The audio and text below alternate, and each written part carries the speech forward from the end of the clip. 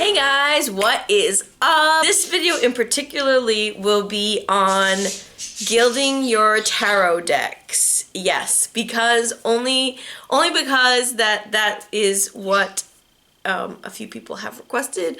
So I kind of wanted to show you the way that I do it and hope that it works out for you as well. So let me know how this works out for you. I will show you a few of the decks that I have gilded already. So this is my Tarot of the Vampires, and this one I gilded completely in black. As you can see, the pretty iconic rose that is printed on the back. But yes, so I gilded this all in black. I gilded this like, I'd say, like last year, like in September or April of last year, and they're still pretty good quality, so they haven't faded or anything like that. So the method I've been using has worked out really well. So the other one that I've gilded is Tarot Aquarian. I actually haven't used this deck in a while. But I gilded it silver. So you guys can see that. It actually looks way better in person than it does on the camera. It's a lot more shinier. It's pretty nice. And maybe I'll do a video of this deck review if you haven't gotten a chance to work with or see some of the image of the Aquarian Tarot. It was pretty awesome. It was designed by a graphic designer back in the 70s, so I really like this deck. And let's get to it. I'll show you some of the stuff that I use. Okay guys, sorry for the choppiness of the video, my battery accidentally died, but this is what you're gonna need. Some Q-tips. This is the Gold Liquid Gilding by Martha Stewart. You can pick this up at like Michael's or AC Moore. They also have it in a silver. These are like painting markers. You can pick them up at Walmart. This one is in gold. The last one that I just showed you was in silver. These are also great to use for gilding as well. So yeah, the three main things that you're probably gonna need. This is a deck that it's actually the first deck that I ever purchased. Anyway, so as you can see, it's kind of not very appealing as far as gilded wise. So we're just gonna use this one as like a demo, just so you can see how both the liquid gilding and the pen will work. So with the pen, this is in gold. Give it a good shake, really good shake. Go and glide the marker across each card. Now the downside with doing it like this is, especially with a marker, is that sometimes after repeatedly doing it over and over again, the markers will start having an indentation. It'll transfer a little bit onto the actual card, as you can see right here at the top. So if you're okay with that, then you can go ahead and utilize this method. It's really all up to you. And basically what you're gonna do is one card at a time, the same exact thing. The second way is this method, which I kind of personally like, with the liquid gilding, gold liquid gilding. Give it a good shake. You're definitely gonna want to keep a fan on in your house or a window, just to keep it well ventilated. Grab a Q-tip, grab a card. Take as minimal, a small amount as you possibly can. I usually take it from the cap and just very, very gently graze it over the edges of the cards.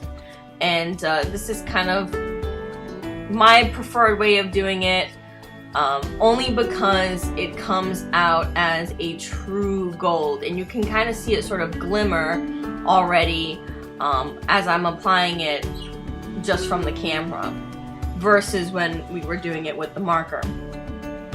So, I mean, it all kind of depends on what you're looking for, and you don't have to worry about it transferring and creating lines on the card as you saw with the marker. And you just keep repeating it over and over and over again until you basically finish the deck. Grab another card, and you just keep doing it. Just gently glide. you know. Make sure you get the rounded edges because you don't want to leave those rounded edges blank, because it will definitely show. But you can see how it gleams, and you need very little product, which is what's great, you know. And just very gently, just right over. And you can do this in black, you can do this in silver. If you do black, I probably recommend doing that with a marker, because they don't have black gilding as of yet. So basically what I'm going to show you is a quarter of the deck that I've done already with just the gilding on the left hand side, and on the right hand side just the marker. And you can see I barely used any Q-tips. I mean, just for a quarter of the deck, I think I only used 3, you know. And you can already see how the gold looks like, the gold trim looks like, the gold edges look like, just from the Martha Stewart liquid gold. Just a close-up here, just so you guys can see how it looks so pretty. And this is the marker gold, which is not bad, but it's more of like an antique gold. Still really pretty, if you prefer the marker version or way, if you're not good with liquids and spill the stuff everywhere. So, just to show you it side by side, the bottom is the liquid gold and the top is the marker. So you can kind of see the difference in the finishes. Sorry for all this skipping. Focus, camera, focus! So, as we continue to gild more, a little trick with the Q-tip, if you do want to try out this gilding method, is what I like to do is take off that big piece of cotton on the Q-tip and try to get it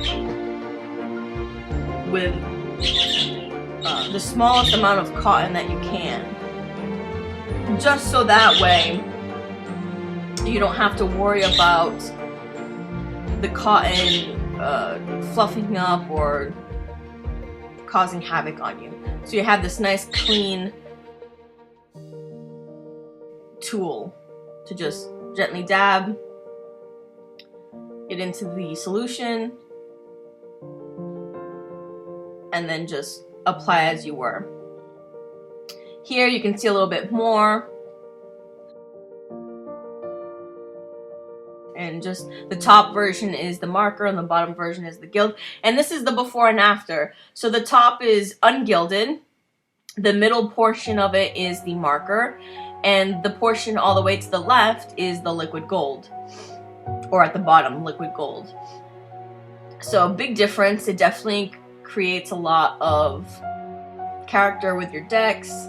It's really a great exercise to do, because you feel more connected with the decks because you spent, you know, the energy and the time with each card.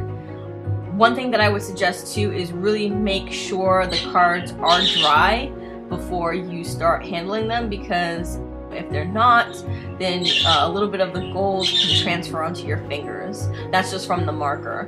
The liquid gold actually dries pretty quickly.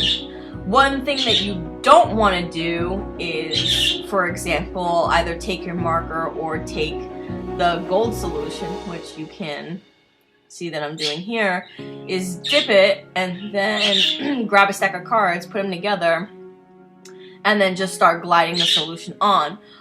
If you do it this way, what's going to happen is when you open, or when you take the cards apart, all of that solution is going to kind of smear into the inside of the cards. You'll see that in a minute here. But you definitely don't want to do it. Just, I know it's painstaking that, you know, you have to go through each, you know, card, you know, each 78 card set, and this is the smearing that I'm talking about that's happening right now. So you just want to avoid this method. It's going to cause you more problems versus just doing each card individually. Happy gilding, everyone, and until next time, ciao!